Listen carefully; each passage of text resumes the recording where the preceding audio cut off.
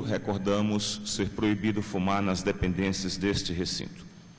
Em cumprimento à nossa programação neste plenário, teremos agora o painel intitulado Acesso à Informação, Perspectivas de Governo. A mesa diretora de trabalhos está assim composta. Como moderadora e coordenadora da mesa, a senhora Laura Newman, do Centro Carter dos Estados Unidos, o senhor Alberto Pratt, secretário executivo de Comissão de Transparência do Governo do Chile, a senhora Vânia Vieira, da Controladoria Geral da União do Brasil, o senhor Pierre Boucher, diretor executivo adjunto de informação do Canadá, e o doutor Ali Abzov, ministro das Comunicações e Tecnologia da Informação do Azerbaijão. Nós gostaríamos, mais uma vez, em primeiro lugar, apresentar as boas-vindas aos ilustres integrantes da mesa e informar os canais dos aparelhos de tradução. O canal 6, idioma português. Canal 7, o idioma inglês. Canal 8, o idioma espanhol. Canal 9, idioma francês. Canal 10, idioma russo. Canal 11, idioma árabe. Para conduzir esta atividade a partir desse instante, com a palavra a senhora Laura Newman.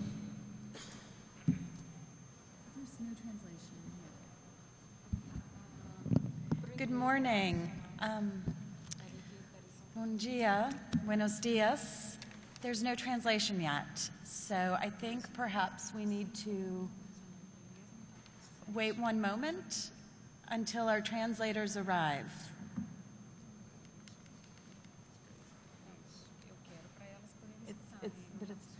Could the translators going from Portuguese to English, are you here? Okay. Can you try talking for a second to make sure it works? That's correct, no? It's okay? No, English? she's not speaking. Okay. We're just going to get started, and hopefully she's here and will be able to help out. So again, good morning to everyone. This is not the most conducive space for this kind of conversation. I would generally have asked you all to move forward, but I know we've got some PowerPoints. So my suggestion is that we start with you all there, but ask that you try to be as engaged as possible, because this is meant to be a discussion. We want to hear as much from you as I know you want to hear from our colleagues here on the panel. As all of you know, the right of access to information is a cornerstone of good governance and really the framework for any transparency initiative. And yet, we've learned over the years that it is one of the most challenging principles for governments to institute. From changing the culture of secrecy to the technical aspects of implementation, whether that's setting up procedures or training. Is there no translation? No, okay, there's no translation.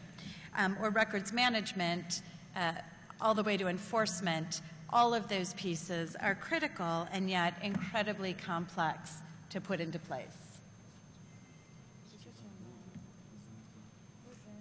Today we will hear from those officials who are on the front line and who have risen to the challenge and committed to assuring a vibrant and robust right of access to information. And at the end of our panel, before we open it up for questions, I'm going to abuse the chair and share with you for just a moment an initiative that the Carter Center has begun, which we hope will be supportive of governments as they also try to implement the laws. So let me ask, is anybody able to get translation? ¿Alguien tiene traducción? ¿Nadie?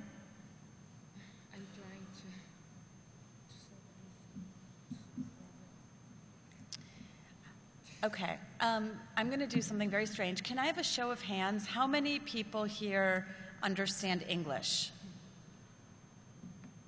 In Portuguese. Okay. How many here understand Portuguese? Okay, wait, let me do this a different way. How many only understand Portuguese?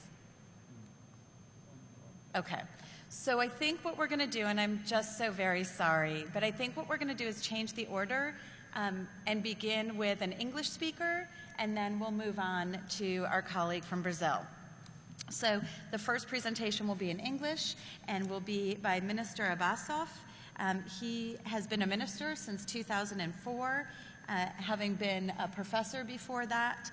He was the director of the Information Technology Institute at the National Academy of Science and a rector at Azerbaijan State Economic University.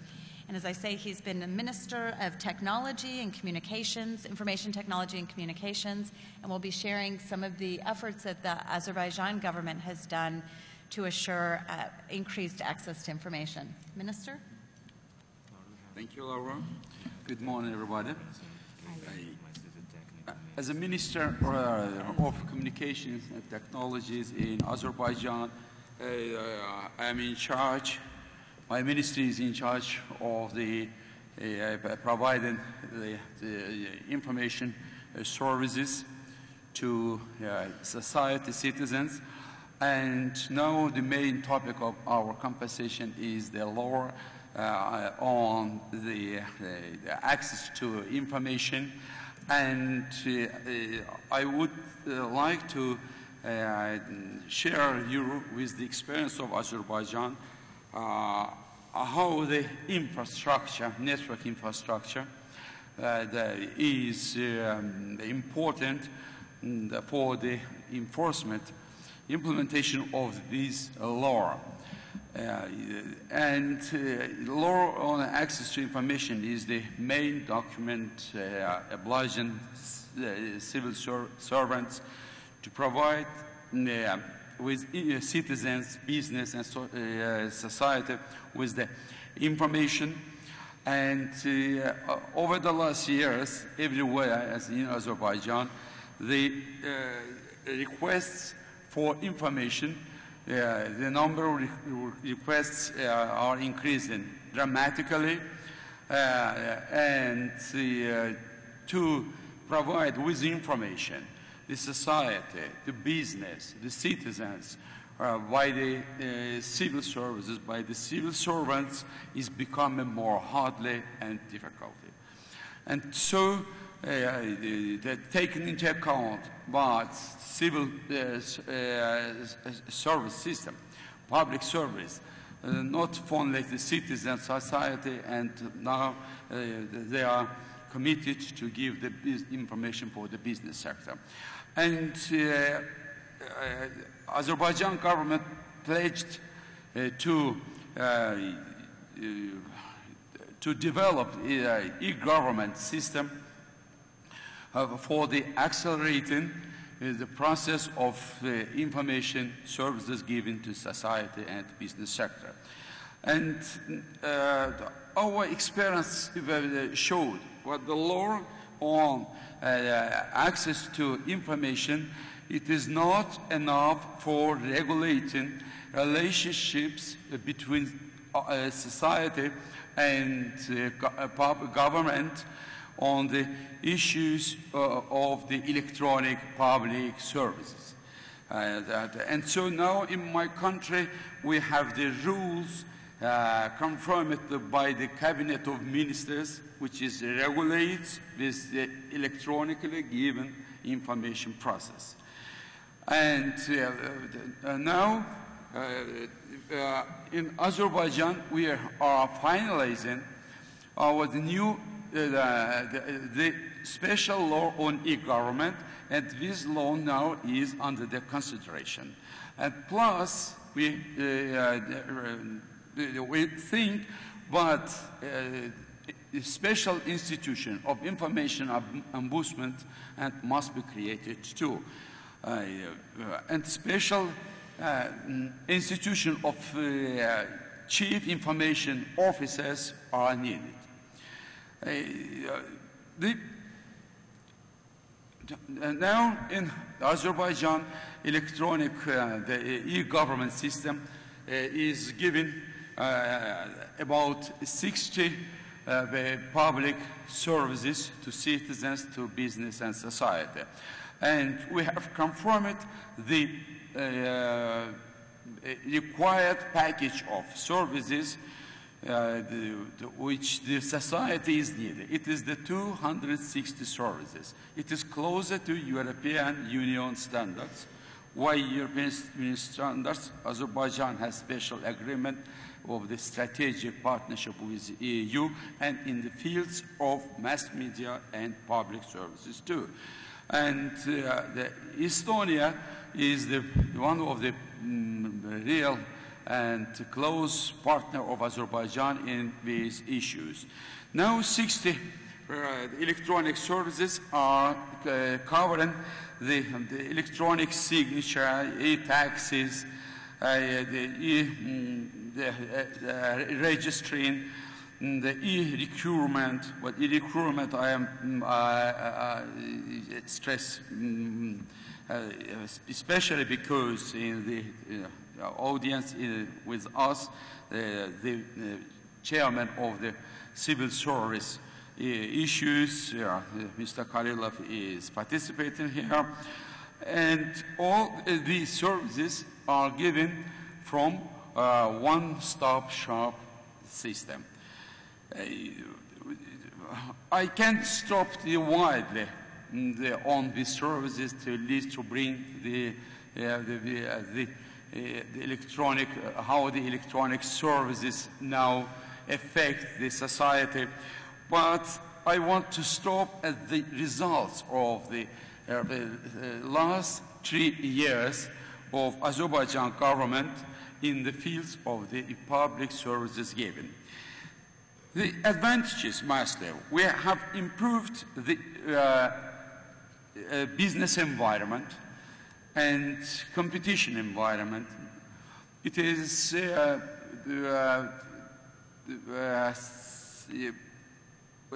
good results we have in the combating corruption and in fighting against monopoly using the electronic services given.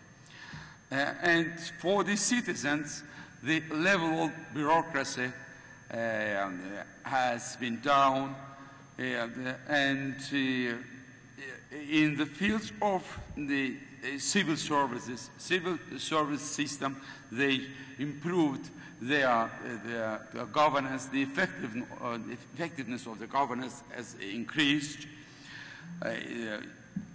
And mass media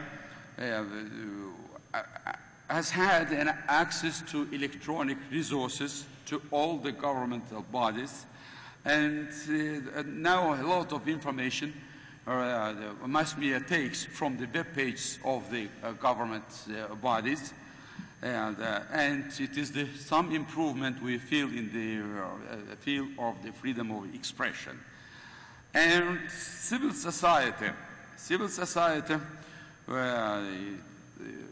also one of the civil NGO is participating at the conference here, and they have had much more opportunities to the government resources, and government became, from my point of view, a little bit more accountable and open in comparison with the 3 years ago period. Okay. And I want to stop a little bit at the disadvantages, but not disadvantages, but bad practice of these 3 years experience of the implementation of the public services. And the first is the reluctance of the public officials to openness of the governmental openness of their issues. It is maybe real. Yeah. And the second, digital divide between within the society and between the geographical places in the country. Mostly in urban places, in the cities, people have a good access to the network services, to e-government services, but some problems we have in the rural places. And so Azerbaijan government has pledged to launch special project on the fiber optic infrastructure covering all countries. By the end of the next year, our fiber network will cover all the villages, all rural places, and will bring access to the home. This is the project of Fiber to Home. And in this, to bridge the gap, we use also the postal system in Azerbaijan. Our postal system now is giving a non-traditional service, including the financial and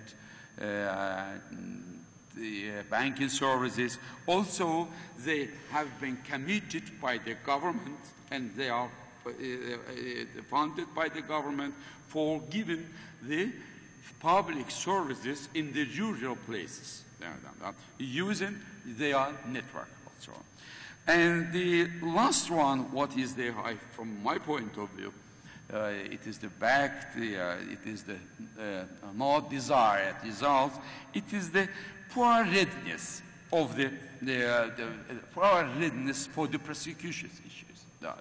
Because the existing legal-based legislations and on the protection of human rights, all they are based on the classical environment, but they don't, they are not ready to prosecute the issues running in the environment in the electronic environment. I think this is the briefly. About Azerbaijan e-government, e-public services, again, a system. And I want to finish the first part of my speech, and I would thank you for your attention. Thank you.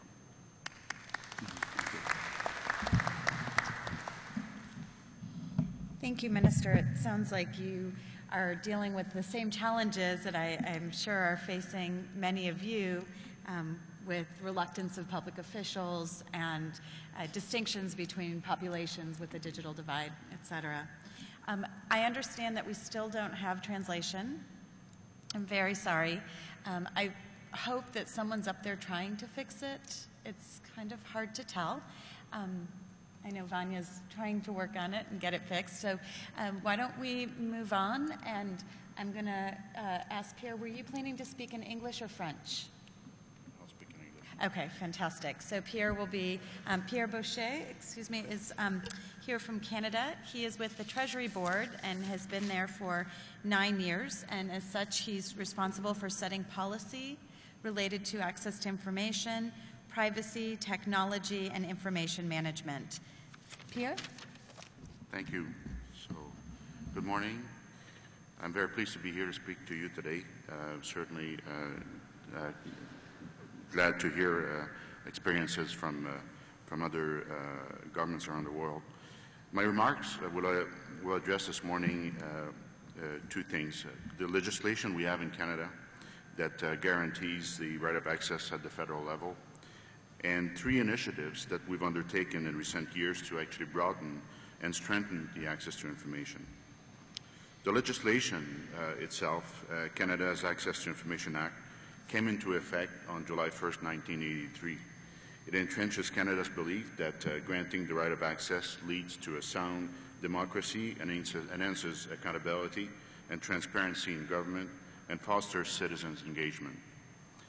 It also reflects the following principles: that government information should be available to Canadians, that necessary exemptions to the right of access should be limited and specific, and that decisions on the disclosure of information may be reviewed independently of government by the Information Commissioner of Canada and the Federal Court. The Access to Information Act gives Canadians, permanent residents, and corporations present in Canada the legal right to request and obtain information held by federal government institutions with specific and limited exemptions and exclusions. Government institutions have 30 calendar days to respond.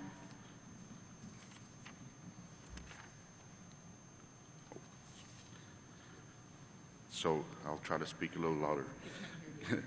Thank you. Government institutions have 30 calendar days to respond to requests, although extensions are permitted in specific circumstances. For example, the response time could be longer if large volumes of records need to be reviewed. The Act is intended to complement, not replace, other ways that the Government of Canada provides information to citizens. The Government of Canada has an integrated web presence, a network of more than 600 Service Canada centres, and a well-publicized 1-800-O-Canada telephone number for information services. All these points of access are among the ways that Canadians can get access to information. With nearly 30 years of successful implementation of the Access to Information Act to draw upon, the Government of Canada continues to pursue mechanisms to provide more timely access to information and expand transparency. I will address 3 items this morning: the scope of the Act, the posting of completed access to information request summaries, and the directive on record keeping. First, the government addressed the scope. In 2006, the Government of Canada adopted the Federal Accountability Act, which amended the Access to Information Act to expand the type of institutions that are subject to the legislation. The Act now applies to agents of Parliament, such as the Auditor General and the Commissioner of Lobbying, arm's-length federal agencies known in Canada as Crown corporations, and their wholly owned subsidiaries, including, for example, Canada Post and the Canadian Broadcasting Corporation, as well as foundations created by federal statute, such as the Canada Foundation for Innovation and some other foundations. There are now more than 250 institutions subject to the Act, transitioning from approximately 100 departments and agencies at the outset, commonly referred as the core administration of the Government of Canada, to a system that included a range of institutions accustomed to operating at a much greater distance from the government, led to a series of challenges. For example, there's a diversity of organizational model between Crown corporations and line departments, small institutions and large ones, etc. Most newly added institutions are located outside of Ottawa. Their headquarters might not be close to the National Capital Region. And very few of them had employees with experience in the administration of the Access to Information Act. And thirdly, it was difficult to predict how many requests would be received and therefore how many staff would be required per institution. Since 2006, we've certainly learned that a strong training and horizontal support system to properly implement the Act is actually critical. We created different organizational models for use of the various institutions, and we also established common work descriptions to help them acquire the necessary skills. We're also looking at ways of leveraging technology, such as online meetings, bridge the physical distance between access specialists across our country in order to encourage collaboration, share best practices, and enhance training. Over the next 12 months, we will offer more than 50 information sessions on issues related to the Act. The second item is posting of completed access to information request summaries on a monthly basis. The Government of Canada announced a new requirement in March 2011. A phased approach was followed, and under the direction of the President of the Treasury Board, Minister Clement, we saw the core administration beginning to post completed request summaries in January of 2012. Crown corporations, in addition to others, will begin posting their completed request summaries no later than June 2012. One challenge that emerged during the implementation is that there were a small number of micro-institutions. Those are very, very small institutions with very few staff that did not have, for example, the web presence to post their summaries. As part of the solution, we asked that parent institutions that would be in a position to host and post on behalf of those smaller ones that do not have websites. The reaction from the public, the media, and academics has been positive, and the Government of Canada continues to make strides towards greater transparency. The benefit of this initiative is that individuals can make informal requests for the information described in the request summaries, and as a result, can receive the information more quickly. The third item is the challenge of locating the requested information. The practice has shown that extensions to the 30 calendar day time limit to respond to requests are almost commonly invoked to the extensive search and large volumes of records. Whereas we would have thought that having electronic records would have simplified the search, the reality proved to be different. The volume of records to search through actually exploded over the years. In addition, each one of us and the way we operate have become our own electronic records keeper with different data structures which are making it even more difficult to search. Email, for example, also ended up being used as corporate repositories in many instances containing unstructured data. In fact, the amount of digital information that has been created, captured, and replicated worldwide is expected to grow by a factor of 44 between 2009 and 2020. That is 35 trillion gigabytes, according to the Digital Universe Decade report by the International Data Corporation. As a result, we have a mismatch. The velocity with which we create and disseminate records has overtaken our electronic records keeping practices, which much manage information from cradle to grave. This is unfortunately true also in our government operations. This is the challenge, the fundamental challenge of information management and the dilemma to access information. In response to this challenge, the Government of Canada in 2009 introduced a directive on record keeping. The directive requires that institutions identify all information resources of business value on an analysis of departmental functions and activities carried out by a department to enable or support its legislative mandate. The Government of Canada believes that a rigorous information management environment that encompasses modern technology and is supported by the appropriate policies, standards, practices, and discipline is the key to a sustainable access to information program. Well-managed repositories will enable government institutions to quickly identify, locate, analyze, and respond to access requests significantly faster, even as volume grows. We believe that the Directive on Record Keeping and related efforts in information management will provide a solid foundation for our Access to Information program and support better openness and transparency. On this front, I'm especially curious to learn how about other governments actually deal with this issue. And in closing, I would certainly like to thank you all for your attention this morning and looking forward to answer your questions. Merci.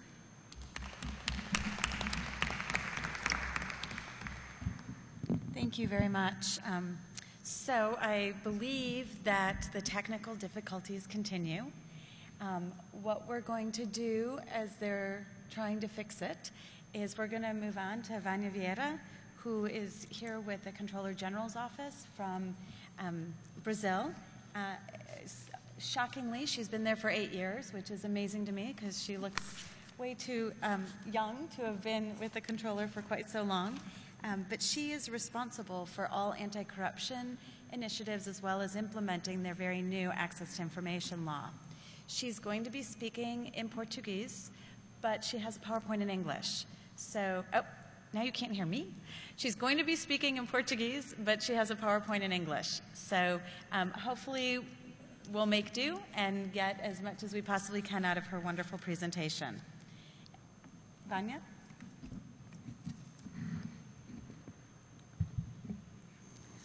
Bom dia a todos.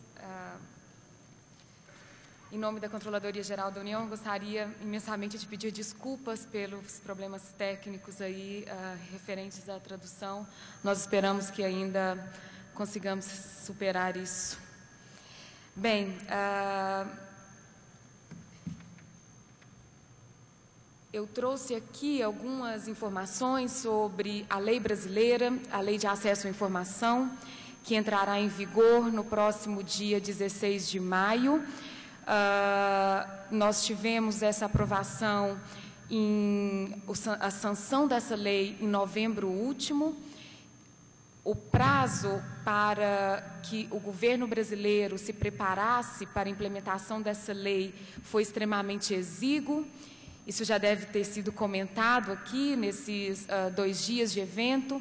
Foram apenas 6 meses de vacatio legis que foi estabelecido pelo legislador brasileiro para que toda a administração pública brasileira, então, passasse a cumprir a Lei de Acesso à Informação. A lei brasileira, ela segue os padrões internacionais de acesso à informação.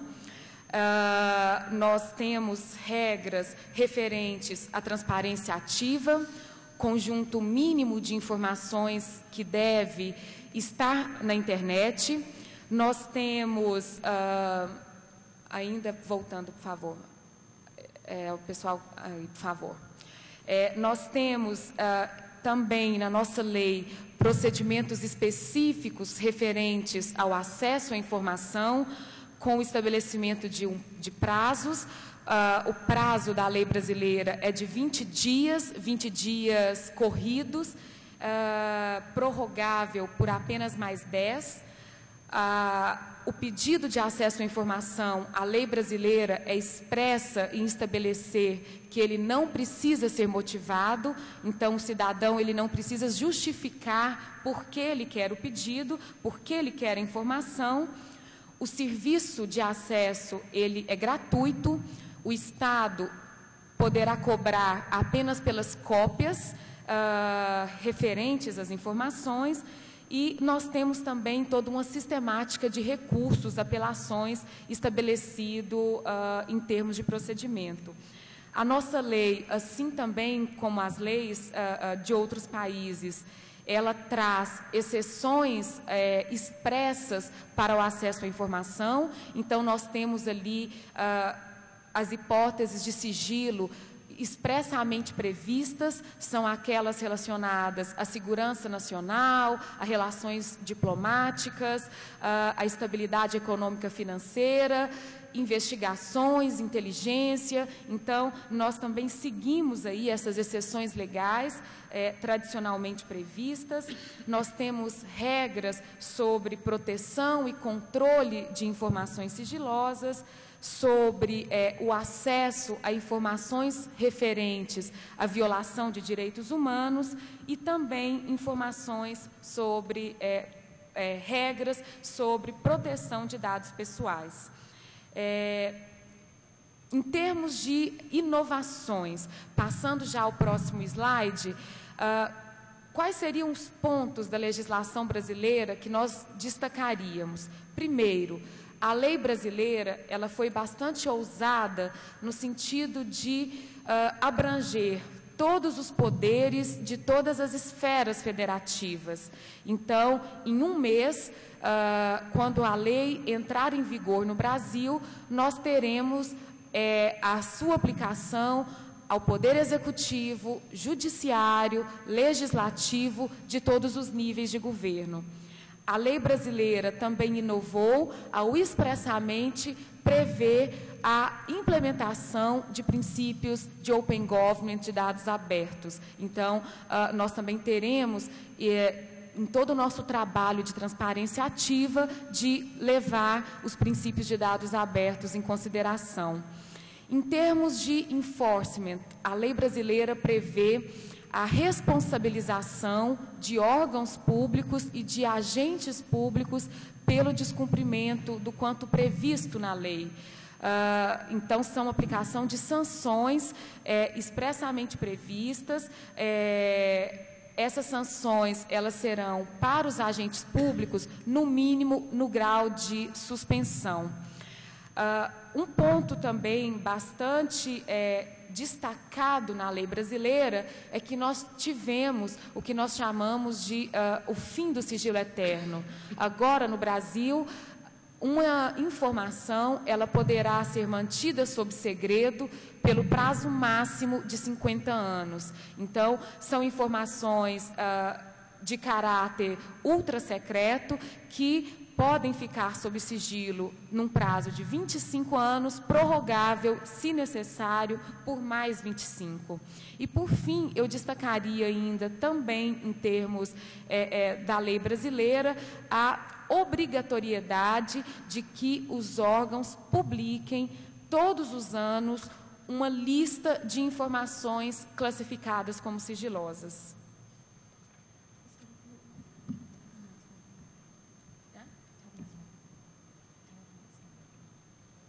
It's now working if anybody wants to use your headsets. Parece que sim. Vamos ver, parece que sim. Em termos de sistema recursal, a lei brasileira, ela prevê para o Poder Executivo Federal, é importante que se destaque isso, já que nós temos uma lei nacional, ela precisará ser regulamentada pelos estados e municípios e também pelos outros poderes. Em termos de Executivo Federal, a própria lei já prevê 2 instâncias recursais. Uma é a Comissão Mista de Reavaliação de Informações. Essa comissão é uma comissão composta por ministros de Estado, que será a última instância para decidir sobre a abertura de informações classificadas como ultrasecretas e secretas. Além disso, nós temos a Controladoria Geral da União, no âmbito do Poder Executivo Federal, atuando como instância recursal para fins do que nós chamamos de recursos de forma, ou seja, os casos de descumprimentos da Lei de Acesso à Informação, pedidos negados, inobservância de prazos. Então, em todas essas hipóteses, os recursos serão encaminhados à Controladoria. Passando adiante, a Controladoria, ela terá, então, no escopo da lei brasileira, as seguintes funções. Além de atuar como instância recursal, nós, da CGU, seremos responsáveis também pelo monitoramento da lei no âmbito do Executivo Federal. Então, nós vamos, checar se os órgãos estão cumprindo, por exemplo, as obrigações de transparência ativa, se os prazos estão sendo observados, se os serviços de informação ao cidadão, que são os postos de atendimento ao cidadão, se eles existem, se estão funcionando. Então, todo o trabalho de monitoramento da execução da lei. Além disso, a lei prevê que nós cuidaremos da promoção da própria cultura e disseminação do acesso à informação. Então, aqui, no sentido também de empoderar a sociedade para fazer uso da lei. Nós seremos responsáveis por treinar os servidores públicos federais e também conscientizá-los para aplicar a lei de acesso, e também nós deveremos anualmente publicar relatórios gerenciais, relatórios estatísticos sobre a implementação da lei de acesso no âmbito do Executivo Federal brasileiro. Trazendo um pouco agora para vocês um pouco da experiência já que hoje nós temos tido na implementação da Lei de Acesso à Informação. É importante destacar que, não obstante nós não tenhamos ainda uma regulamentação dessa lei, ou seja, não foi ainda editado um decreto, inclusive porque, como eu já disse, o prazo foi extremamente curto de vacatio legis dessa lei, como eu disse, foram apenas 6 meses. Isso não impediu, como não está impedindo, que o governo federal já adote as medidas necessárias para implementar a lei de acesso. Então, no âmbito do Executivo, nós estamos trabalhando em conjunto com a Casa Civil da Presidência da República na coordenação da implementação dessa lei junto a todas as agências federais. E aqui é importante destacar que, quando a gente fala em Executivo Federal no Brasil, nós estamos nos referindo a uma centena de órgãos e agências que, apenas para que vocês tenham uma dimensão, nós temos 38 ministérios, cerca de 160 entidades vinculadas, né, que são, que nós chamamos de autarquias, fundações, administração indireta vinculada a esses ministérios. Essas cerca de 160 entidades estão espalhadas por todo o Brasil, então nós temos também aí esse desafio de, inclusive de integração, de compartilhamento adequado e eu diria tempestivo de informações, e também nós temos aí o conjunto de empresas estatais que também compõem a administração pública federal brasileira. Então, a lei de acesso deverá ser implementada por todo esse conjunto de agências e nós estamos trabalhando na implementação da lei em todo esse conjunto aí de órgãos, entidades e empresas federais. Em termos de estratégia, desde o primeiro momento, eu destacaria essa vontade política de implementação. Desde o primeiro momento, a diretriz política do governo, representado pela sua Casa Civil, foi no sentido de que, olha, o tempo é curto, o desafio é grande, há muito que ser feito, mas nós deveremos fazê-lo. Então, uma diretriz muito clara para toda a administração federal de que a lei precisa ser cumprida e será cumprida, e por isso, então, esse conjunto de providências que vem sendo implementadas, com tarefas específicas que foram atribuídas a cada um desses órgãos. Vamos adiante? Nós, então, definimos 4 conjuntos de providências que deveriam, desde o primeiro momento, ser implementadas, então, por todas essas agências federais.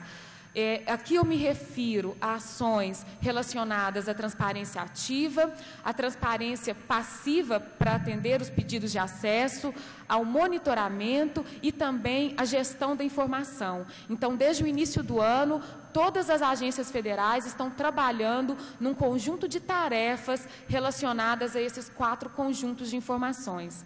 Em termos de transparência ativa, nós definimos, então, que todos os sites dos órgãos federais deverão, de forma padronizada, primeiro, disponibilizar um banner padrão, que é esse que consta no slide. Esse banner, ele dará acesso a uma página específica da lei, ou seja, também todos os sites do governo federal deverão criar uma seção específica para a lei de acesso à informação e, nessa página, trazer ali esse rol mínimo de informações obrigatórias estabelecida pela lei. A ideia é que a gente possa, além de padronizar esse conjunto de informações, facilitar o acesso dos cidadãos, a referência dos cidadãos a esse conjunto de informações. Vamos adiante. Em termos de transparência passiva, também foi estabelecido que todos os órgãos e entidades federais deverão implantar esse posto de atendimento aos cidadãos. É uma unidade física que foi chamada na lei brasileira de SIC, Serviço de Informações ao Cidadão. É essa unidade que será a interface da administração com o cidadão. É ela que vai receber os pedidos, prestar orientações ao cidadão que pessoalmente vá ao órgão buscar acesso, e também é ela que será responsável por processar os pedidos eletrônicos que serão feitos. Ou seja, nós, desde o primeiro momento, disponibilizaremos um sistema eletrônico para que qualquer cidadão possa, por meio da internet, direcionar os seus pedidos para qualquer agência federal. Esse sistema está sendo desenvolvido pela Controladoria Geral da União Brasileira e será um sistema único, centralizado, de modo que a gente possa também apresentar anualmente as estatísticas de acesso à informação. Nós estamos também treinando presencialmente todos os servidores que trabalharão nesses serviços de informação ao cidadão. Esses cursos estão sendo oferecidos na própria CGU, são 2 turmas funcionando semanalmente e até o momento mais de 300 servidores públicos que trabalharão nesses postos de atendimento já foram treinados e estão aptos para começar a implementar a lei de acesso. Além disso, nós produzimos já material de treinamento, material de conscientização dos servidores, já foram distribuídas cerca de 140 mil cartilhas para todo o funcionalismo público federal e nós também criamos um site específico que é um portal sobre a Lei de Acesso à Informação que tem então nos servido como referência para disseminar informações para a sociedade e para os servidores públicos federais sobre a lei de acesso. Nós vamos também, nos próximos dias, já disponibilizar um curso à distância, exatamente para podermos atingir os milhares de funcionários públicos federais, que serão, todos eles, também responsáveis por implementar a lei de acesso. Essas são as ações que hoje a Controladoria Geral da União do Brasil, ela já vem desenvolvendo para preparar o governo federal para a implementação da lei de acesso. Como eu disse, independentemente de nós não termos ainda um regulamento, nós hoje já temos, então, condições e requisitos mínimos que estão sendo implementados em todas as agências federais para dar cumprimento à lei de acesso. Hoje nós já temos ministérios que já, inclusive, se anteciparam à própria entrada em vigor da lei e já colocaram suas páginas de acesso na internet e já também implantaram esses postos de atendimento, esses serviços de informação ao cidadão e eles já estão em funcionamento. Eu agradeço e me coloco à disposição para dúvidas. Obrigada.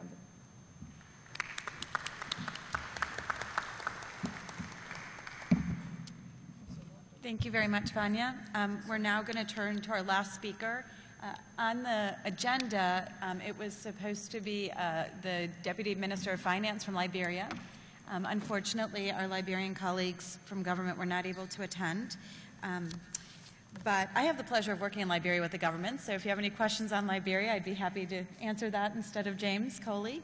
But we're very lucky to have, and this is not on the agenda, but have Alberto Precht, who has agreed to fill in and speak about the Chilean experience. He is responsible, he's in charge of the Commission of Transparency and Integrity in and Access to Information for the government of Chile.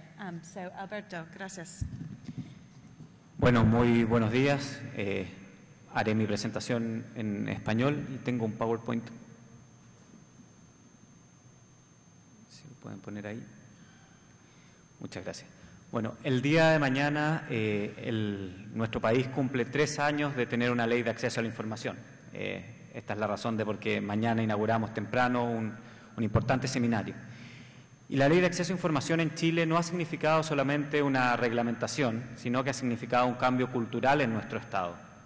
El Estado chileno ha pasado de ser un Estado de secreto a un Estado abierto, en una política que se ha diseñado como una política de Estado. En estas materias no existen izquierdas ni derechas, sino que existe una visión de una agenda de largo plazo que Chile ha ido adoptando y que gobierno tras gobierno hemos ido profundizando. La siguiente, por favor. Lo primero, señalar que una ley de acceso por sí sola no asegura, sin duda, un éxito en la lucha contra la corrupción, sino que nosotros estimamos que tienen que existir 3 pilares que deben crecer en conjunto, que es la transparencia a través del acceso a la información, la participación ciudadana y la modernización del Estado. Y esto en base también a la experiencia de implementación que nosotros hemos tenido como ley, debido a que no solamente basta con dictar el cuerpo legal, sino que, como bien decía Vania, se requiere capacitar funcionarios, crear software, abrir a la participación ciudadana, hacer difusión y, sobre todo, también tener disponible la ley de acceso a todos.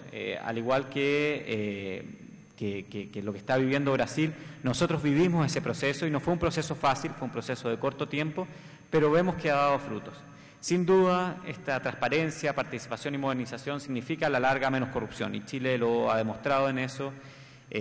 Como ejemplo, estamos rankeados en el lugar número 22 del ranking de transparencia internacional sobre países como Estados Unidos, Francia, España, lo que nos pone muy contentos, pero en este aspecto Chile no quiere ser de los 20, sino que quiere ser de los 10, y estamos avanzando a ser un país no solamente importador de buenas prácticas, sino que exportador de buenas prácticas en materia de transparencia y lucha contra la corrupción.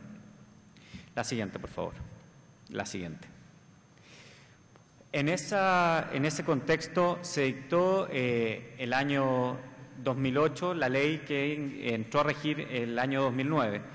Es una regulación bastante avanzada, muy parecida a la brasilera, por lo cual no me voy a detener en los aspectos, porque los plazos, la instalación de banners son realmente similares, y la verdad que prefiero no detenerme en eso. Sino que señalar que se establece como principio básico, y de hecho está establecido en nuestra Constitución en el artículo 8º, que toda información que obre en poder del Estado y que sea realizada con presupuesto público es pública. Sin duda, este principio ha generado un cambio en las prácticas para el Estado. Era usual antes la práctica del secreto. Antes la regla general era que todo fuera secreto y nada fuera público. Hoy día el secreto es una excepción. La siguiente, por favor. El principio de transparencia en la función pública consiste en respetar y cautelar la publicidad de todos los actos, resoluciones y procedimientos y documentos que obran en poder de la Administración. Y no solamente aquellos, sino también los fundamentos que sirvieron para poder tomar las determinadas decisiones. Y es muy importante que la ley chilena señala que toda persona puede acceder a la información pública chilena. Es decir, cualquiera de ustedes, independiente de su nacionalidad, de su edad, de su condición, pueden acceder a información. De hecho, tenemos acceso a la información de menores de edad, de niños de escuela de 12, 13 años que han, a través de la ley de acceso, preguntado cómo se estaba administrando su escuela, cuál era la subvención que se estaba entregando, etcétera. Y pone como principio en resguardar que cualquier persona no tenga miedo para hacer el acceso a la información. Lo único que solicita la ley chilena para hacer un acceso a la información es el nombre de la persona, una dirección que puede ser electrónica o postal para recibir la respuesta al acceso a la información, y una relación de lo que él o ella está pidiendo. Esto ha hecho que, por ejemplo, nosotros recibimos constantemente solicitudes de acceso del Pato Donald. Y puede sonar a broma o chistoso que el Pato Donald haga solicitudes, pero nosotros consideramos que eso es bueno, porque detrás de Pato Donald debe haber un funcionario que necesita esa información para poder resguardar su integridad, que de otra forma podría ser vista vulnerada si le estuviera solicitando, por ejemplo, información a su propio jefe. Por lo cual, ese es un principio del cual nosotros partimos. La siguiente, por favor. Bueno, la ley chilena ha ido haciendo, bueno, como lo dije anteriormente, este cambio de una cultura del secreto, una cultura de la apertura, y pone excepciones muy claras y acotadas acerca de cuáles son las excepciones: la seguridad nacional, los intereses de la nación, los derechos personalísimos de cada uno de nosotros, lo cual hace que finalmente sí, efectivamente, se traben pugnas en que muchas veces nosotros como administración señalamos que cierta información no es pública. Y para esto existe un procedimiento que es el que está en la siguiente slide, que es la creación del Consejo para la Transparencia. En el caso chileno se ha creado un organismo completamente autónomo del Poder Ejecutivo. Es un organismo que tiene 4 miembros, por lo cual también requiere que haya un nivel de consenso entre los 4 miembros para tomar las decisiones. Este consejo, sus consejeros duran 3 años en el cargo, prorrogable por 3 más. Junto con eso, el consejo tiene atribuciones normativas, sancionatorias por sí mismo, es decir, puede hacer descuentos de sueldos cuando no se esté cumpliendo la ley, e incluso pedirle a la Contraloría la instrucción de sumarios que puedan llevar hasta la destitución de los cargos. Puede dictar normativas con carácter de obligatorio, ya ha dictado 10 instrucciones generales, de hecho, el Consejo, Y por otra parte, debe velar por el adecuado funcionamiento de la Ley de Protección de Datos Personales, que son los dos derechos que siempre están en juego, la protección de los datos con la publicidad. Por otra parte, la siguiente, por favor. La Ley de Acceso chilena establece en su artículo 6º y 7º una serie de obligaciones de transparencia activa, lo cual nos ha obligado a estandarizar, porque es muy fácil decir cumplan, pero todos pueden cumplir de forma diferente y lo importante es tener una visión hacia el ciudadano y no hacia la administración, a generar portales donde la información sea cada día más comprensiva. Es así que en Chile, como en muchas otras realidades, uno puede consultar cualquier tipo de gasto que haya realizado cualquier funcionario de la administración. Por ejemplo, este viaje que me tiene sentado acá, en los 10 días del próximo mes va a estar completamente detallado cuánto fue el viático que se me entregó, cuál es mi sueldo, cuál es la asignación, etcétera, y efectivamente tener una transparencia total en los gastos de la administración. Esto ha llevado, y ha debido a que el Consejo para la Transparencia es un órgano muy reputado, a que la Administración esté obligada a cumplir, no solamente porque la ley lo diga, sino también porque no cumplir hoy día en transparencia en Chile es muy mal visto. Ustedes pueden ver, si vieran un diario chileno, toda esta semana y la semana anterior, las editoriales de los diarios, las cartas al director, han sido entre la sociedad civil, el gobierno, el Consejo para la Transparencia, por algunas pugnas que nosotros tenemos. Y este es un debate muy sano y que le hace muy bien al país. Es así que el gobierno hoy día tiene un cumplimiento del 95% en sus obligaciones de transparencia activa. En el último monitoreo interno llegamos al 98%, queremos llegar al 100%. Y más de 115.000 chilenos han solicitado alguna información en estos 3 años de acceso. Y con un cumplimiento de entrega de la información de un 98%. Muchas veces, y así está establecido en la ley, cuando los ciudadanos no quedan conformes con la información que se les entregan, pueden recurrir de amparo al Consejo para la Transparencia y existe después una revisión especialísima por los tribunales de justicia en caso que alguna de las partes considerara que la resolución del Consejo fuera de carácter ilegal. En general, en Chile la información ha estado concentrada no donde se creía que iba a estar concentrada, que era normalmente en el aspecto más bien político, qué gasta el presidente de la República, si la primera dama compra flores, sino que ha estado donde a las personas realmente le interesa, es decir, en la prestación de servicios públicos. Desarrollo social, educación, justicia, trabajo, previsión social y salud son los mayores sectores donde hoy día se está recibiendo estas más de 200 solicitudes de acceso a la información que diariamente recibe el gobierno chileno. Hemos aprendido y nos hemos dado cuenta que el legislador fue muchas veces muy ambicioso. Lo hablaba ayer con algunas colegas centroamericanas de que nos hemos puesto plazos muy cortos en general en nuestras leyes para contestar. Y creímos o subestimamos el poder ciudadano de acceder a la información. Cuando tú tienes un Estado, un gobierno que recibe más de 200 solicitudes, en el caso chileno, y que tiene una red de más de 800 funcionarios capacitados en este ámbito, requiere tener plazos donde la información se pueda entregar y esos son los plazos que a través de una indicación estamos perfeccionando. Así también el sistema de amparo para poder procurar mejor y darle mayor eficacia y eficiencia a la respuesta de los órganos de la Administración y del Consejo. Y por otra parte queda abierta la discusión que la ha puesto con fuerza la sociedad civil chilena de mejorar también el proceso de nominación del Consejo para la Transparencia, que esperamos hacerlo una futura indicación, la cual ha estado en estudio y trabajo con el mismo Consejo. La siguiente. Pero como no todo es alegría en estas leyes, hemos también descubierto que hay algunos problemas en la aplicación de las leyes de acceso que es importante reseñarlas para aquellos, sobre todo, legislaciones que están muy jóvenes o que van a ser implementados, como es el caso colombiano, brasilero, español. Primero, este es un cambio no solamente legal, es un cambio cultural. Cuando tú al funcionario le dices de un día para otro, hoy día todo lo que usted antes no entregaba porque era secreto, hoy día es público, ese es un shock para el funcionario. Existe al principio y existió en Chile una especie de terror. ¿Qué pasa si nos empiezan a pedir tal o cual información? ¿Qué pasa con nuestra privacidad? Y pasar a ese cambio cultural es un cambio que requiere un tiempo que no puede ser un tiempo muy corto. Lo segundo es el debate que hoy día tenemos en Chile.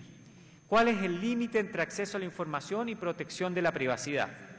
En Chile se ha abierto una pugna muy interesante entre nosotros como gobierno y algunos organismos de la sociedad civil acerca de la publicidad de los correos electrónicos y las comunicaciones privadas de los funcionarios públicos.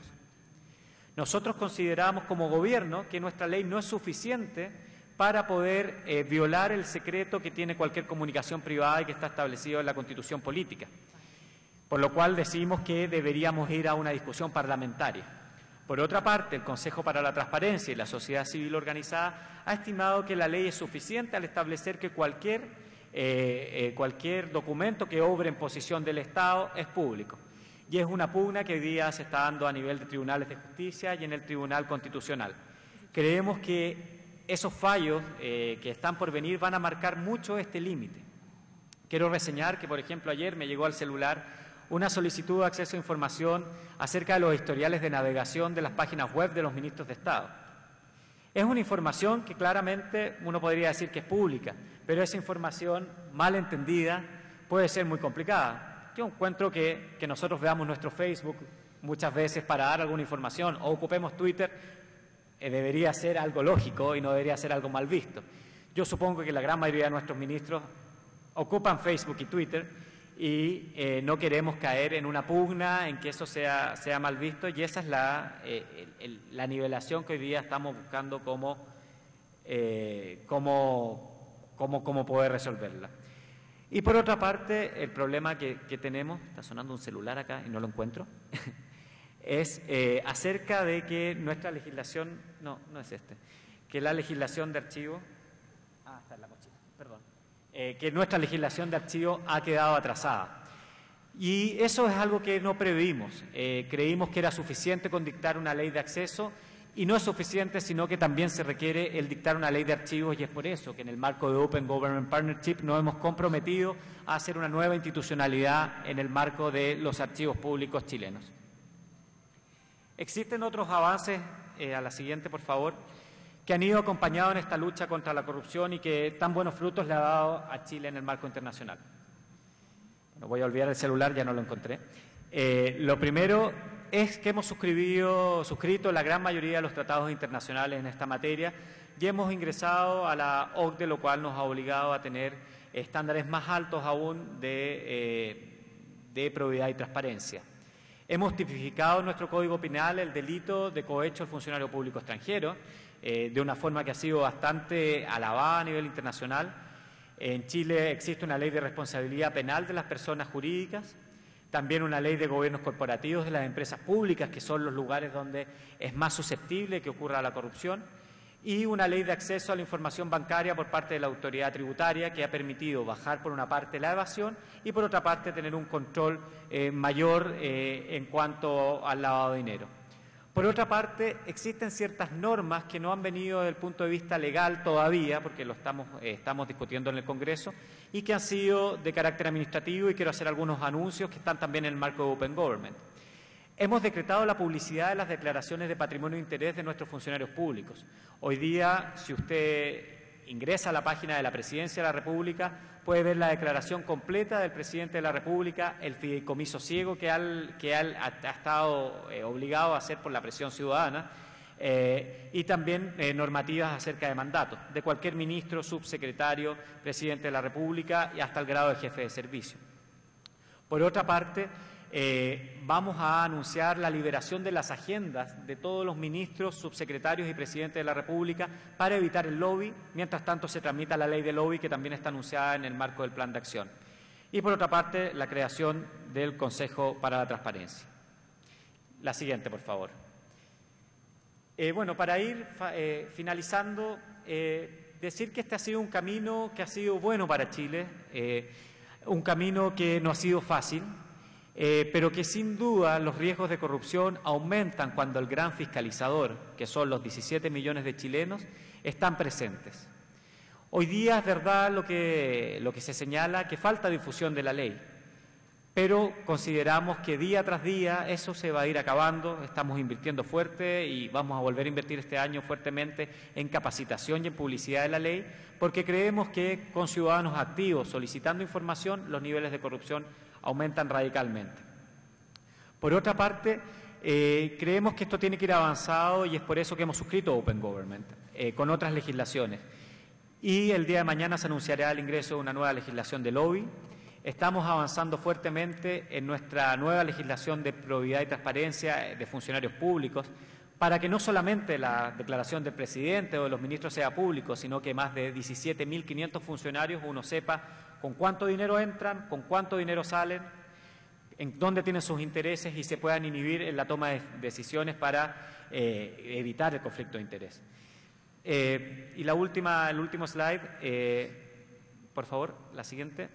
Bueno, darles las gracias por esta oportunidad y muy contentos de estar en Open Government. Como dijimos en una entrevista hace pocos días, Chile ha venido acá porque quiere no solamente hacer un compromiso y estar con los países más top en esta área, sino porque creemos que desde el sur del continente no solamente se exporta salmón, cobre, frutas, sino que también se puede exportar transparencia y creemos que el ejemplo chileno y lo que nos falta en recorrer puede ser un buen camino a seguir por otros países del continente y también de otras latitudes. Muchas gracias.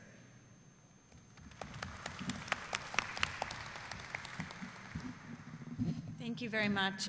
Very impressive what you all have been accomplishing over the past years.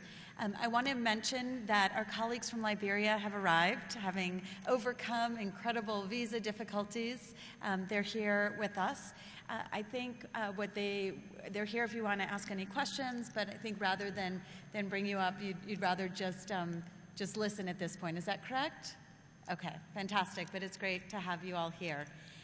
As I had said when I began, I am going to abuse the chairmanship, the moderator position, for 2 minutes just to share with you an initiative that we've begun at the Carter Center, which we hope is helpful for governments like yourselves as you undertake these challenging and continue to sustain these challenging activities of implementation. The Carter Center, as many of you may know, is a non-governmental organization led by former United States President Jimmy Carter. And we've been working in the area of the right to information for 13 years. And we've worked closely with governments and civil society leaders all over the world. And I've had the privilege to work with many of you, and so it's great to see you all here. One of the questions that I'm asked when I begin work with governments is, tell us how to implement this law. Tell me who's doing it really well. What are the standards? What are the norms? What are the best practices? And unfortunately, there are no answers for that, because to date, there's never been a study that really looked at the very specific activities necessary to fully and effectively implement an access to information law. So in the face of all of those questions and having to consistently and constantly say I didn't know the answer, we decided to create a tool that would help answer that question. And so we've created the, we call it the Implementation Assessment Tool. It's a tool that identifies the extent and quality of implementation efforts. And it is not meant to be either an index or a ranking or a hammer. It's really meant to help governments to self-identify where they've done well, where agencies have done well in their implementation, and where there's a need for additional inputs. And it looks only at the activities, only at the inputs of government agencies. So we don't look at how well an agency responds to requests. That's what we see as the output. We just look at whether the agency has done the necessary activities to be able to get to those good outputs. It was developed to establish the first comprehensive set of implementation benchmarks, again, to identify the extent to which a government has implemented the law, but also to provide a roadmap for new countries, or countries who are trying to sustain their implementation efforts, so that they can look at these indicators and see what good practice might be. And I say good practice because, again, we have no real studies on what is a best practice, and because we think, to a large extent, practice depends on context. So where in one country something may be the best practice, that may not be the case in another country. There are 72 indicators that we've developed related to these efforts to establish procedures and systems and capacity around 3 areas, which is what we feel is a responsibility of government. And those are the areas of receiving and responding to requests, what Vanya had called the passive part of access to information. Also, there's indicators around proactive publication, the active part of access to information, and then records management, because as you all know, the backbone of any access to information regime is having a records system. So I don't want to take up too much more time. I have a lot of information around the tool. We're in the process of piloting it because we don't want to present it until we've tried to perfect it as much as possible. We've already undertaken the first pilot phase in South Africa, Bangladesh, and Mexico, and we have some interesting findings, both in the agencies in which it's been applied, but also relating to the indicators themselves. We're going to be refining the indicators and applying it again in 4 more countries, and then ultimately in 3 more countries for a total of 10. And once we've completed all of the pilots, then the tool will be made available to any governments, any agencies, or civil society if they want to try to use the tool to see how well governments have, agencies have implemented the law. The Carter Center will remain engaged post-piloting to support early adopters, so agencies who say, well, I'd like to benchmark ourselves or we want to try these indicators will be available to help. We also do the measurement on a stoplight, so we're not, again, ranking, we're not giving people, you know, an A or an F for failure. It's really, we're using the colors. So green means that they've met the best, what we consider to be good practice. Yellow is efforts have been made, but perhaps a little bit more needs to be done. And red is really just when nothing has been done or it's insufficient. So I'll stop there. I've got lots of information, and again, I'm very happy and willing to talk to anybody who's interested in learning more. Again, I just want to emphasize this is a tool to support governments and not to serve as any kind of ranking or hammer. With that, I'm pleased to say that we have 20 minutes for questions.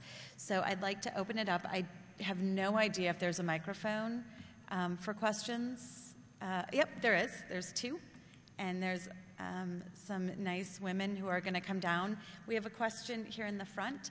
And what I'd like you to do, please, is say who you are and what government or organization you represent, and then to whom your question is. And we'll try and take a series of questions and leave some time for those to be answered. Thank you. I'm Galip Abazadeh from a civil society organization, Azerbaijan. It's a national budget group I represented here. I would like to address this question probably to all respected speakers. And it's related with the balancing between the information accessibility and security issues.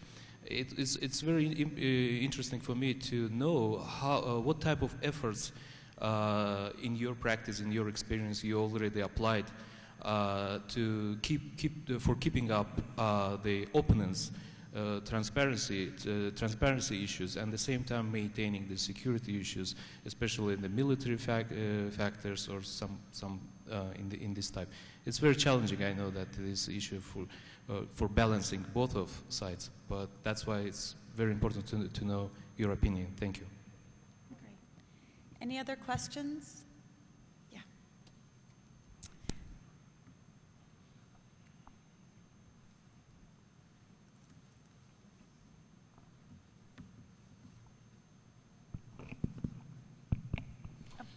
First the gentleman in back and then this gentleman.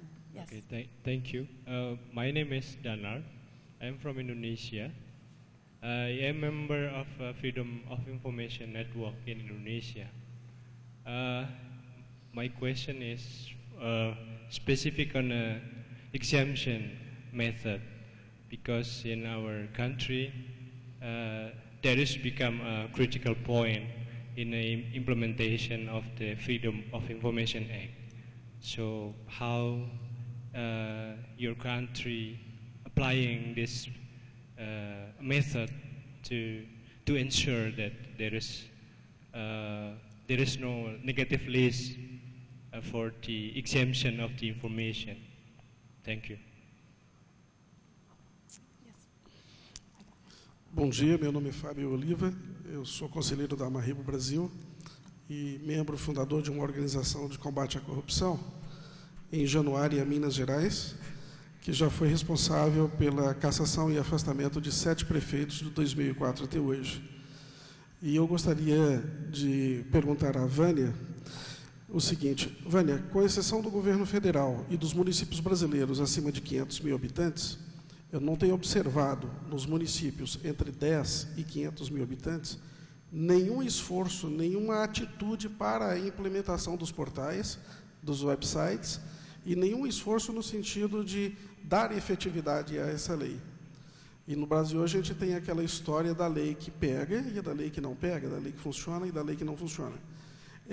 Como tem sido o trabalho da CGU no sentido de efetivamente levar isso, inclusive, aos municípios que têm menos de 500 mil habitantes?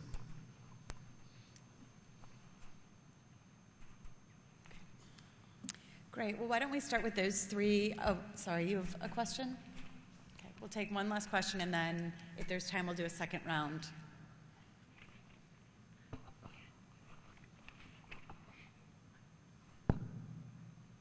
I will ask em português to Vânia. Vânia, você falou sobre governo executivo federal, às vezes governo federal. Em alguns momentos, como se fosse a mesma coisa. Qual é a previsão, o que estão pensando, instância recursal para os poderes legislativo e judiciário?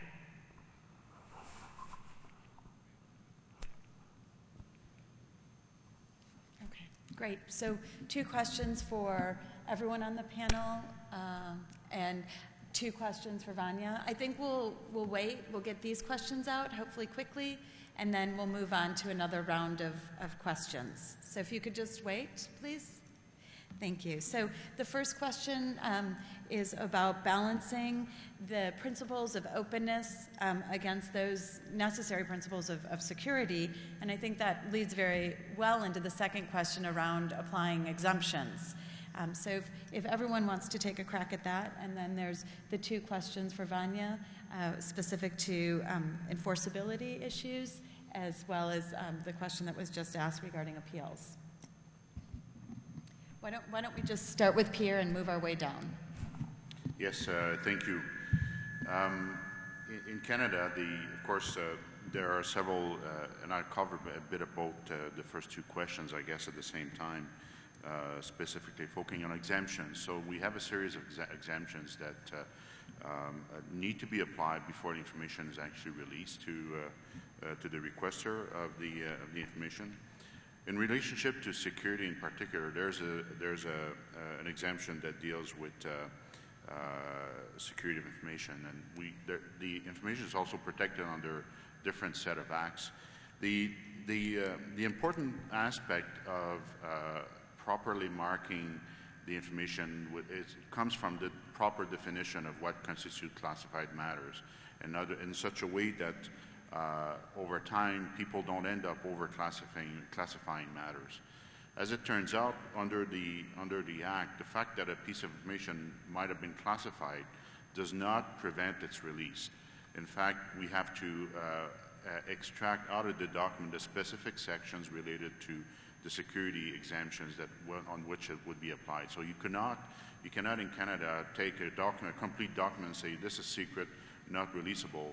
You actually have to specifically identify the sections within the document that need to be protected for national security purposes. And that's how you kind of actually manage to balance transparency from against the security principles. The second question was dealing with, I believe, with other kinds of exemptions. So we have a series of exemptions under the Act that really, for example, you don't want to release personal information, things that relate to individuals. We also have the Privacy Act, which is, if you will, in a sense, a mirror image of the Access to Information Act that protects information of individuals. Under the Privacy Act, an individual can request a privacy release of their own personal information. That information cannot be released under the Access to Information Act to a third party, obviously, because it would infringe on the privacy of the individuals that's affected. There's a number of other exemptions, for example, solicitor-client privileges, and there are exceptions in the Act. For example, cabinet confidences cannot be released. So all in all, I think the proper application of these exemptions is really the key to success in the application of an act, and that's why, unfortunately, at times you need to actually review a long list of documents and a lot of records in order to be able to properly assess the releasability of certain pieces of information, including the security element. In my country, the first step has been done in 1997 when in Azerbaijan Parliament the law on informatization and protection of information was adopted. And the second law on information, or the access to information, and plus the law on media issues, these three the laws, they regulate this problem, and so we have a list of the kind of information which contains the state interest, national interest, and secret and confidentiality.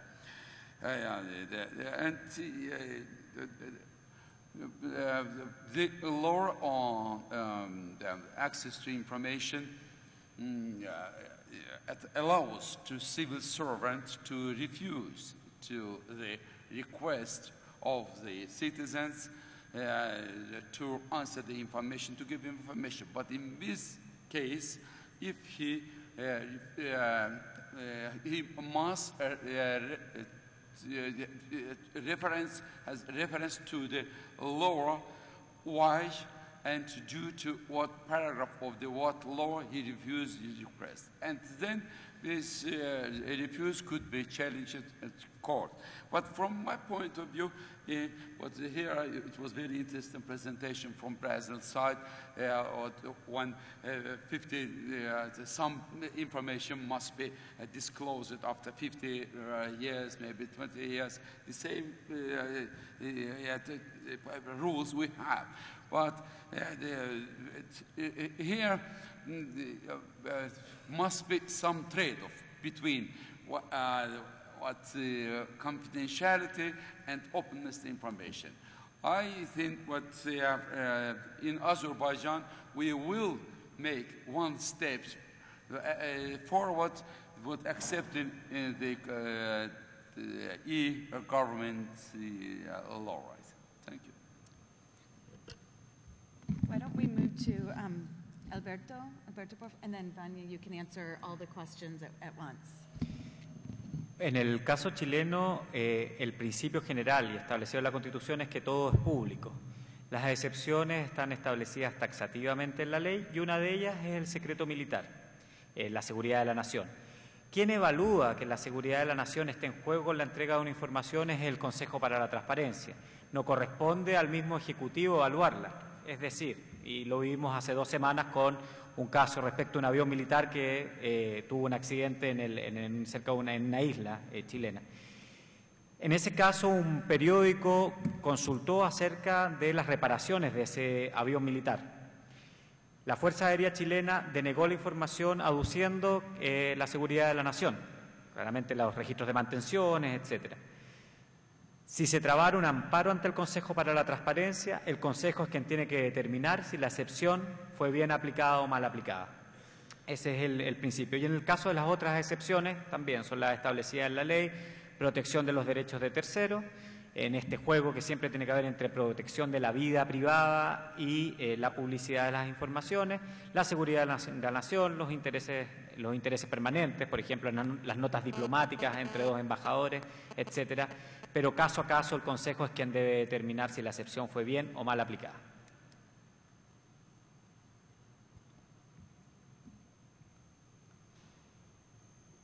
Bem, respondendo a primeira pergunta em relação aos municípios, apenas eu acho que para compartilhar com os nossos colegas de outros países, para que todos tenham a ideia da dimensão do desafio que será a implementação da Lei de Acesso à Informação no Brasil.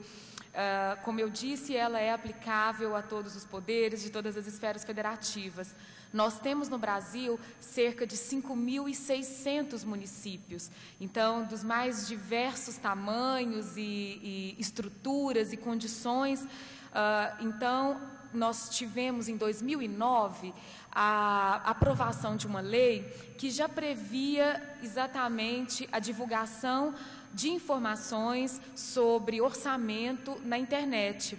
Essa lei, ela inclusive previu ali prazos diferenciados conforme o tamanho dos municípios, e a gente sabe que até hoje, principalmente os pequenos municípios brasileiros, ainda não cumprem essa lei de 2009 e ainda têm dificuldade de divulgar na internet de forma compreensível as informações que essa lei então já previa. É claro que nós então não ignoramos que o desafio no Brasil, para que a gente possa, de fato, ter essa lei implementada em todos os níveis de governo, será um desafio enorme. A CGU, ela vem se colocando à disposição, principalmente dos estados, nesse primeiro momento, que já tem nos procurado, buscado assistência. Em relação aos municípios, nós já temos um projeto de disponibilização de uma estrutura de portal da transparência para os municípios, mas nós acreditamos que nós precisaremos contar com a parceria da própria sociedade civil, de entidades, inclusive organismos também internacionais, nesse tão difícil e eu acho desafio mesmo da gente conseguir implementar a lei nesses mais diferentes aí, níveis de governo. Em termos já da competência, né, do escopo, na verdade, da lei de acesso, quando eu me refiro a Executivo Federal, de fato eu estou me referindo apenas à administração pública, né, do Executivo Federal e não do Legislativo e Judiciário. No âmbito desses dois outros poderes, deverão ser editados regulamentos próprios que, inclusive, instituam as suas próprias instâncias recursais. Então, essa comissão mista de reavaliação de informações que eu me referi e também a própria CGU, ela atuará como instância recursal do Executivo Federal.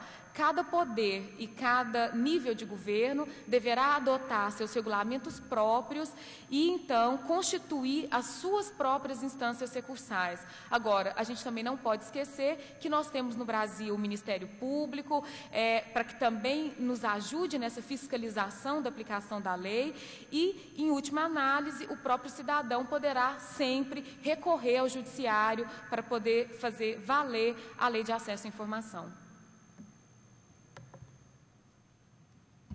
Okay, we have time for 2 more questions. Okay, maybe 3 quick questions and quick answers. Okay, go ahead, 1, 2, 3, and then we'll have to close the session because I'm sure everyone's getting hungry. Bom dia a todos, meu nome é Kátia e eu falo do Sindireceita, que é o sindicato de uma categoria que trabalha na Receita Federal do Brasil.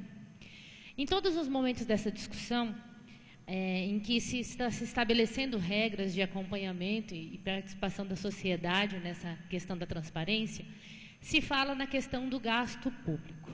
Eu gostaria de saber, principalmente em países como o Chile, que já vivenciam essa situação, essa realidade, e estão próximos a nós, mas também da Vânia, qual é a preocupação e qual é o efetivo acompanhamento que se dá na questão das receitas públicas?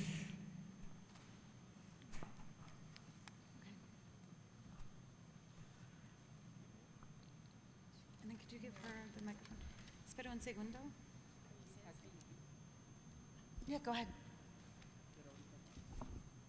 Hi, I'm Francis Capistrano from the Philippines, Department of Budget and Management. We don't have a freedom of access to information law yet. And I'm actually interested in talking to you, Laura, later on about the new tool you're developing. Anyway, I have a question for all of the panelists.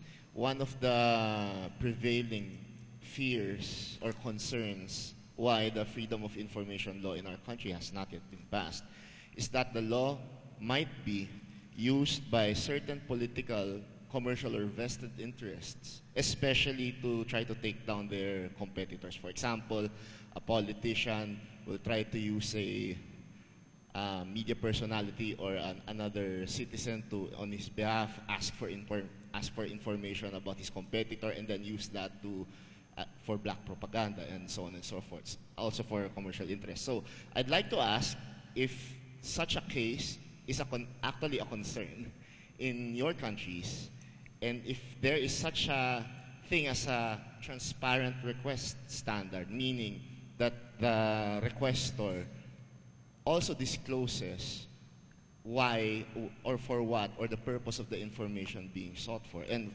especially for those having request mechanisms online, is there also such a mechanism to verify the genuineness of requests? Thank you. Thank you. Okay, very quickly, last question, please. Buenos días, Guadalupe Jerezano Mejía, comisionada presidenta del Instituto de Acceso a la Información Pública de la República de Honduras.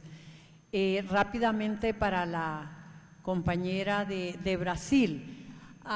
En primer lugar, si la ley contempla que es un órgano independiente, porque estaba escuchando la Contraloría, si solamente de acceso a la información pública. Luego, si ustedes tienen contempladas en su ley las amonestaciones y sanciones administrativas para quienes niegan información y en qué consisten.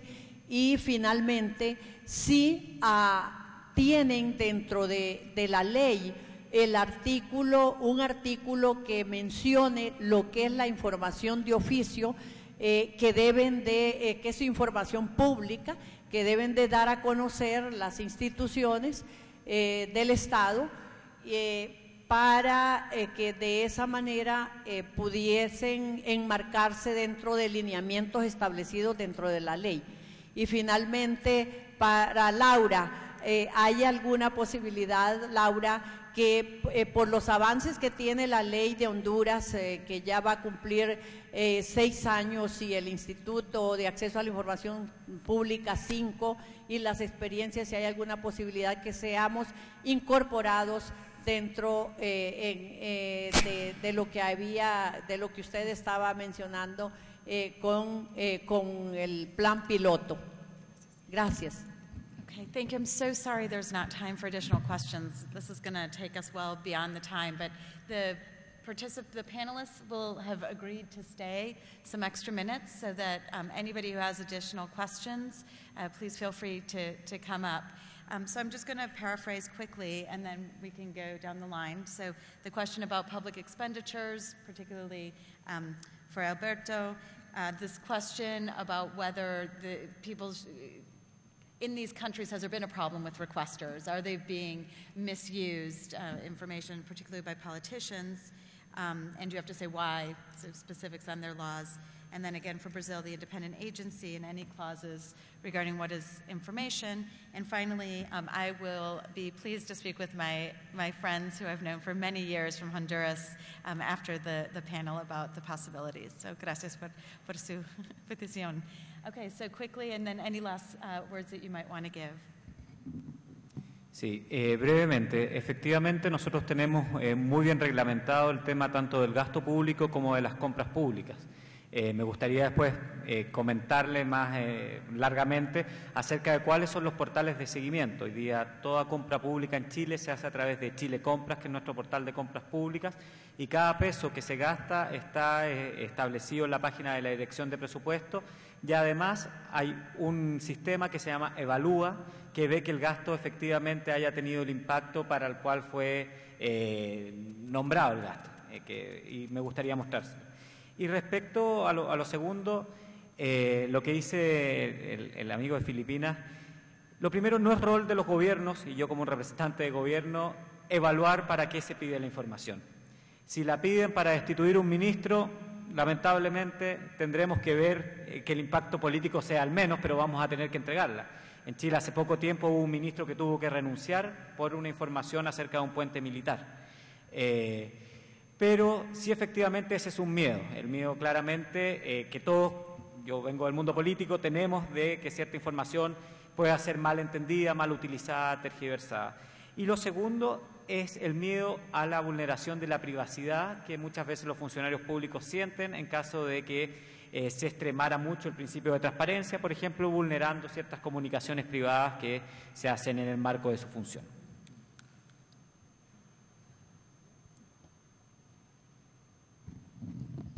Vamos lá, rapidamente também.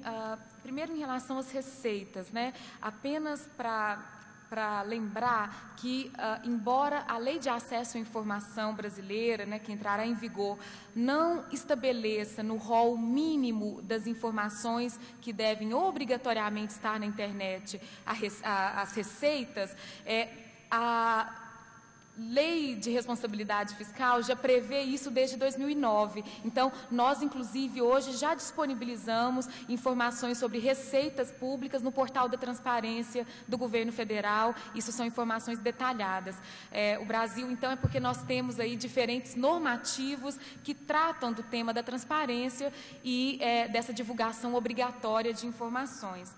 Em relação a esse, diríamos, receio, né, que o colega aponta, aqui eu gostaria de comentar que no ano passado, inclusive para fins de preparação do governo para a implementação da Lei de Acesso, nós, da CGU, desenvolvemos uma pesquisa em conjunto com a Unesco, uma pesquisa de valores e cultura de acesso à informação junto aos funcionários do governo federal.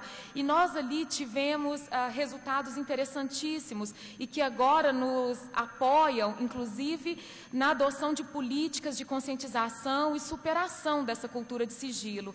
É interessante observar que, por exemplo, a maciça maioria dos funcionários, quando questionados se eles estavam de acordo com o direito de acesso à informação, se eles estavam dispostos a contribuir para a efetivação desse direito, todo mundo, de forma inquestionável, se dispôs a contribuir. Mas quando nós, então, colocamos questões concretas, né, do cotidiano, aí as resistências, e muitas vezes são resistências inconscientes, que são muito fruto dessa cultura ainda de sigilo, aí essas resistências começam a aparecer. Então, isso que o colega do Chile mencionou, é muito importante a gente ter isso muito claro, que não cabe ao Estado questionar por que a informação está sendo pedida, qual é o uso que será feito com essa informação. E aí, já respondendo a um dos questionamentos da colega de Honduras, a lei brasileira, ela também, nesse aspecto, segue também os padrões internacionais, no sentido de que considera toda informação produzida ou custodiada pelo Estado pública, ou seja, se ela é essencialmente pública, se ela não está classificada como sigilosa, ela é acessível por qualquer pessoa. Então, independentemente do uso que será feito dela, nós devemos entregá-la. Em relação à questão do órgão independente, quando ainda da elaboração do projeto de lei, de toda a discussão que foi feita, muito se debateu no Brasil se nós deveríamos, desde o primeiro momento, criarmos um órgão independente para acesso à informação. O Brasil, aqui no Brasil, é muito discutida o tamanho da burocracia brasileira, a quantidade de órgãos públicos, e naquele momento, então, se optou por não se criar um novo órgão responsável especificamente sobre o tema do acesso à informação. Isso por quê? Porque nós já tínhamos a controladoria, que a nossa competência hoje, entre outras ações, já é a da transparência e do acesso à informação, nós já trabalhamos com isso, e além disso, como eu já mencionei, nós temos no Brasil um Ministério Público independente, nós temos previsto na Constituição o direito de qualquer cidadão, em qualquer hipótese, recorrer ao judiciário, nós temos tribunais de contas que fiscalizam a administração, então não se entendeu necessário, pelo menos nesse primeiro momento, a criação de um órgão para tratar especificamente do acesso à informação. Agora, é importante a gente observar também que a Lei de Acesso do Brasil, ela prevê, primeiro, que a CGU ela vai monitorar a implementação dessa lei, então a gente vai estar o tempo todo acompanhando como isso vai ser feito, podendo inclusive fazer recomendações aos órgãos para que eles se adequem, para que eles cumpram todos os procedimentos previstos na lei.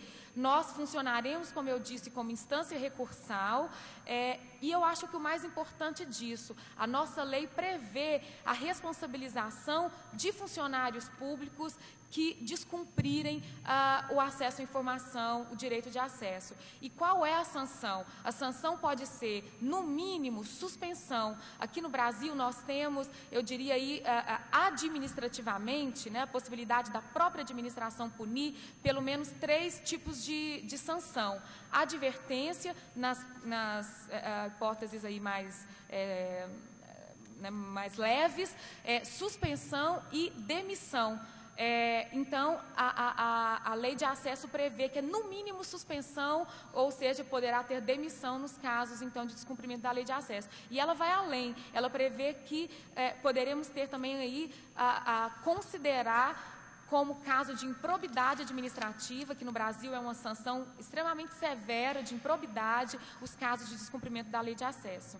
Então, eu acho que isso demonstra o enforcement da nossa lei.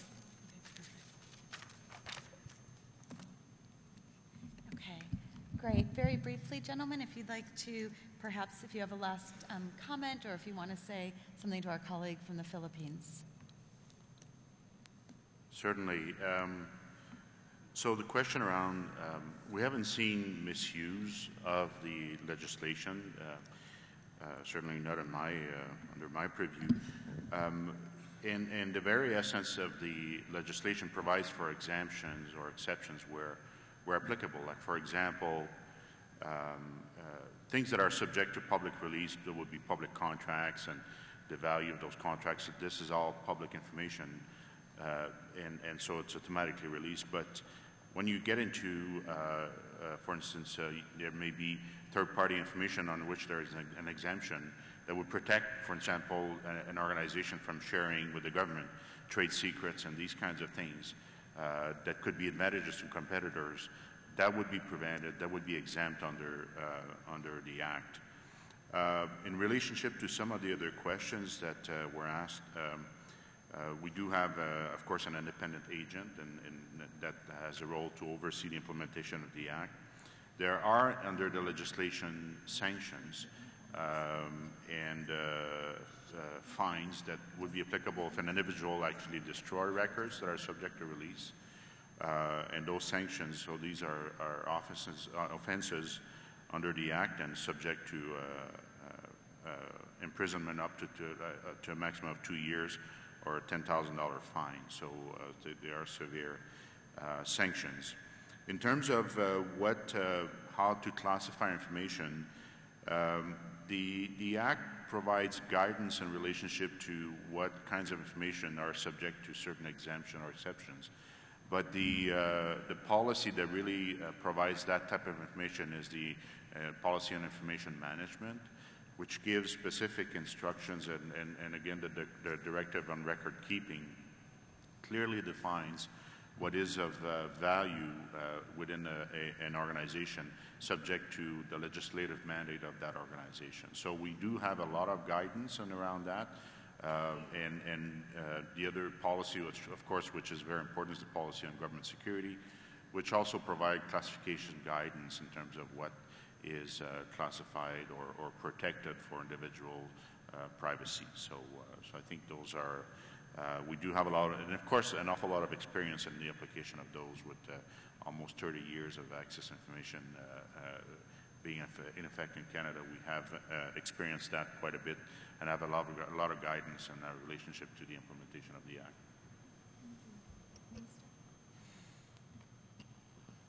Very shortly on public expenditure, because what all the at the origins of corruption, they usually take its source from the public expenditure, and fiscal transparency is much more important. In Azerbaijan, budget usually annual, the discussion of budget is being provided in parliament, and with they inviting the widely the civil society and mass media, and two the bodies, the Chamber of Audit and Chamber of the Accounts, they investigate the implementation of the budget, and they open it to the society. And the Ministry of Finance is committed to give all the budget information and the expenditure on its websites. But in Azerbaijan, the last point is, what we have a very active NGOs on the on the control and the public expenditure. Well, the NGO one group, but the special national budget group, the head of is here, and usually this group and other groups, they are widely in discussion with the budget and public expenditure, and to interact with the governmental bodies. And the procurement system is very important. It is usually it is open electronically, all the procedures of the procurement to the public access. Thank you.